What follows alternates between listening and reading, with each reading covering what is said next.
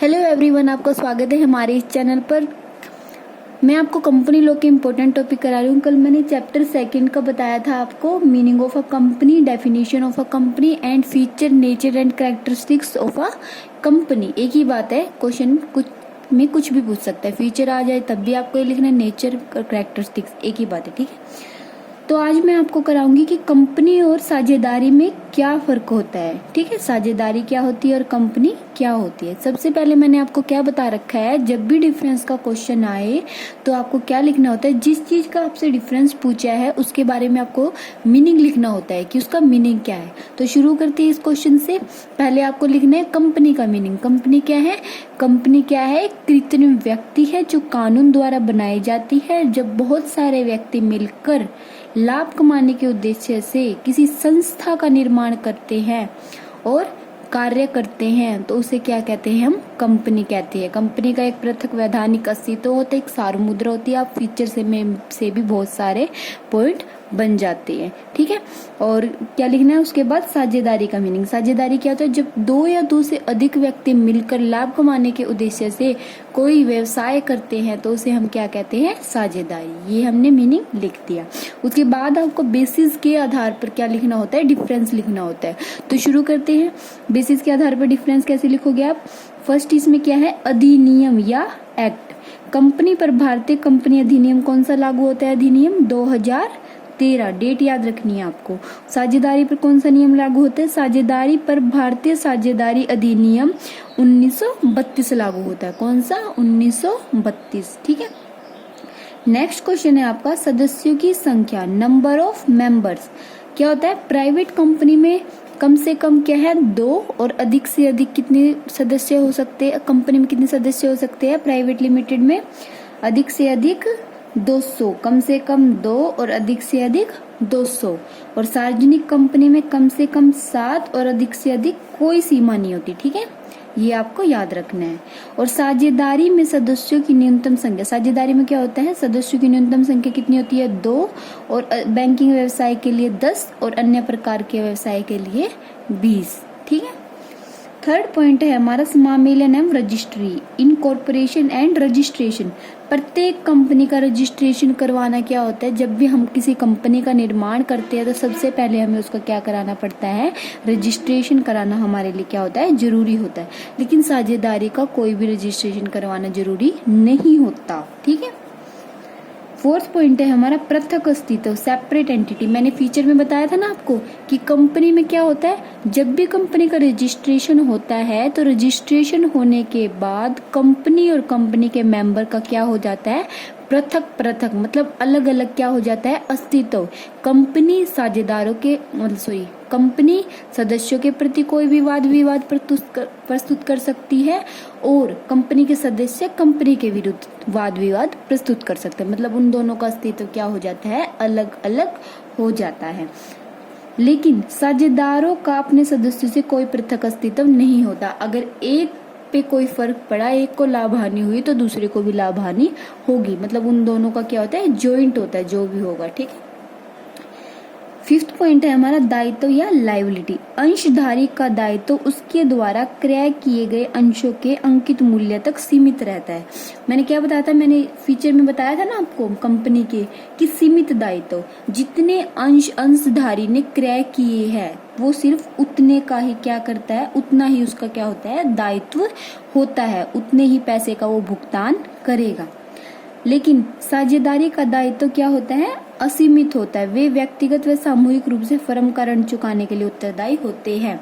अगर फर्म का ऋण ना चुकाया गया तो साझेदारों की जो पर्सनल एसेट है उनको भी हम क्या कर सकते हैं? यूज कर सकते हैं ऋणों के भुगतान के लिए। ये हमारे 5 पॉइंट हो गए। नेक्स्ट पॉइंट है हमारा प्रबंध। यहाँ पे हमारी कंपनी है,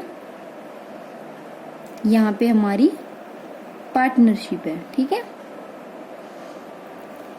ये हमारा बेसिस है कि किस बेस पे हम क्या कर रहे हैं, डिफरेंस कर रहे हैं। 6th पॉइंट है हमारा मैनेजमेंट, प्रबंध।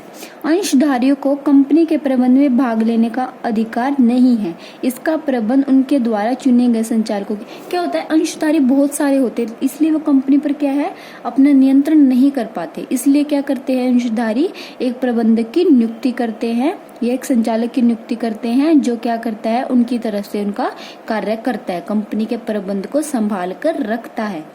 उसके बाद है साझेदारी में क्या होता है, प्रत्येक साझेदार का प्रबंध में भाग लेने का अधिकार है। जितना भी दायित्व होगा, जितनी मतलब सबका क्या होता है, साझेदारी में इक्वल पार्टिसिपेशन होता है। ठीक है।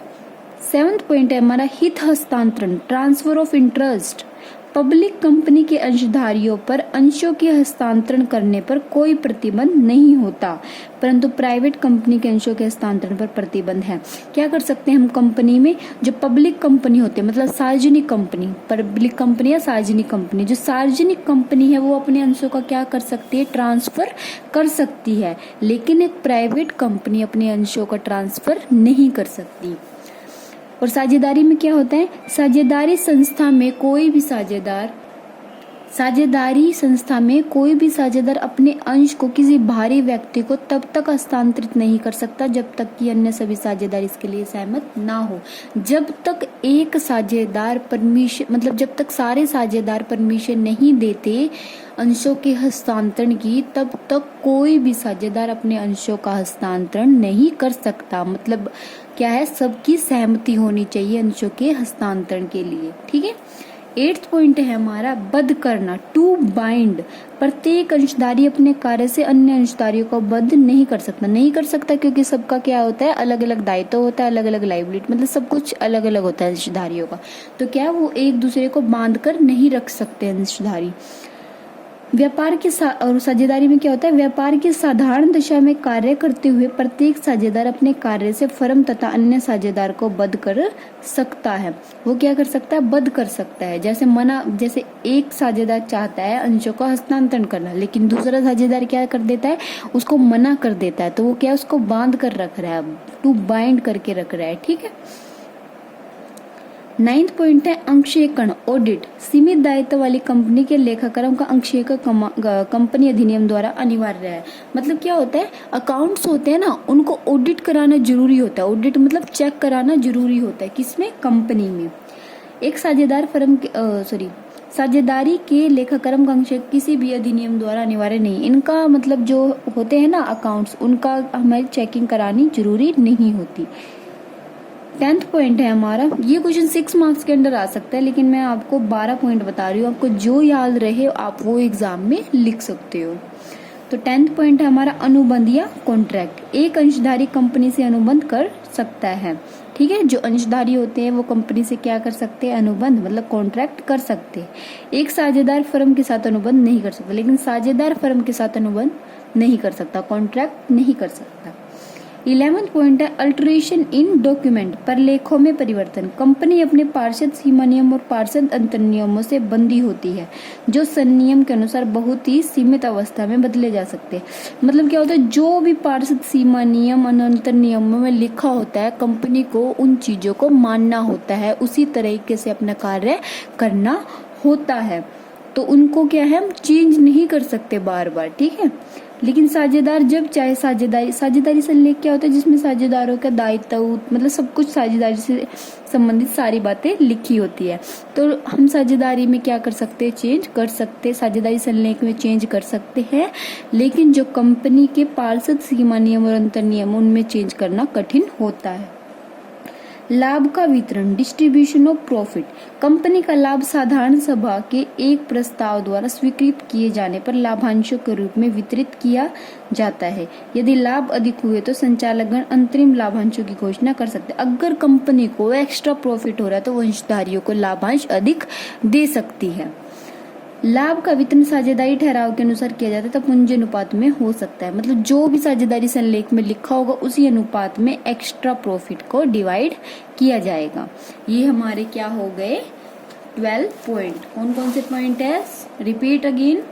अधिनियम, सदस्यों की संख्या, समामेलन एवं रजिस्ट्री, पृथक अस्तित्व, दायित्व, प्रबंध, हित हस्तांतरण, बद्ध करना, अंशेकन, अनुबंध, प्रलेखों में परिवर्तन और लाभ का वितरण। कोई भी पॉइंट ना समझ में आए या आप किसी क्वेश्चन में आपको डाउट है या आप कॉमर्स से रिलेटेड किसी भी सब्जेक्ट में आपको डाउट है या कोई क्वेश्चन आपको समझ नहीं आ रहा तो आप मुझे कमेंट बॉक्स में कमेंट कर सकते हैं।